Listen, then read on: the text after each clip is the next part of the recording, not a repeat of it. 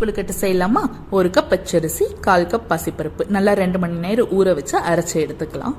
நல்லா குருண அரிசி பதத்துக்கும் சிலர் அரைச்சி செய்வாங்க. நான் வந்து மாவு பதத்துக்கு அரைச்சிட்டேன். அதில் வந்து நல்லா சுடுதண்ணியை ஊற்றி நல்லா கட்டி சேராமல் கலந்து விடணும். சிம்லேயே வச்சுக்கோங்க. நல்லா ஒரு 2 நிமிஷம் கலந்து விட்டீங்கன்னா உங்களுக்கு ஒரு கெட்டி பதத்துக்கு வரும்.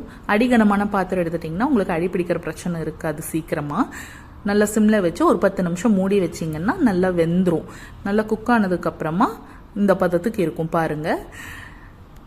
இதுலேயே வந்து நீங்கள் 1.25 கப் அரிசி பருப்பு சேர்ந்து போட்டிருக்கீங்க. அதே சமமான அளவு வெல்லம் 1.25 கப் போட்டுக்கோங்க. போட்டுட்டு ஏலக்காய் தூள், சுக்கு எனக்கு பிடிக்கும்னு போட்டிருக்கேன். உங்களுக்கு வேணும்னா போடலாம், இல்லைன்னா வேண்டியதில்லை. சுக்கு, அது போக ஒரு பிஞ்ச் உப்பு ஸ்வீட்டை தூக்கி கொடுக்க, அதையும் போட்டுட்டு நல்லா கலந்து விடணும்.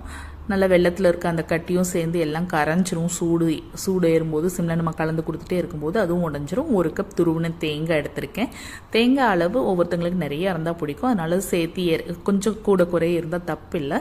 போட்டு நல்லா கலந்து விட்டுட்டு நெய் ஊற்றி நல்லா பெரட்டி விட்டிங்கன்னா பாத்திரத்தில் ஒட்டாமல் நல்லா திரண்டு வரும். அங்கே பாருங்கள், சிம்லேயே வச்சு பண்ணுங்கள். அடி மட்டும் பிடிக்காமல் நீங்கள் சிம்மில் வச்சு பண்ணலாம்.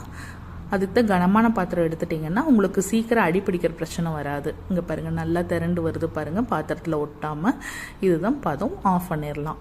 இப்போ ஆஃப் பண்ணிவிட்டு நீங்கள் நல்லா கை பொறுக்கிற சூடு வந்ததுக்கப்புறமா மோல்டில் வச்சு எடுத்துக்கலாம். இது பிடி கொழுக்கட்டை, மோதகம், இனிப்பு கொழுக்கட்டைன்னு என்ன வேணால் சொல்லுவாங்க. நம்ம என்ன சொல்லலாம்? பிள்ளையார் சதுர்த்திக்கு மட்டும் இல்லைங்க, பிடிச்சிருந்தா பிடி கொழுக்கட்டை எப்போ வேணால் செய்யலாம். பாருங்கள், ரைமிங்லேயே பேர் வந்துருச்சு. பிடி கொழுக்கட்டை தான் சூஸ் பண்ணியிருக்கோம். சூப்பர். ட்ரை பண்ணிவிட்டு சொல்லுங்கள் எப்படி இருந்துச்சுன்னு.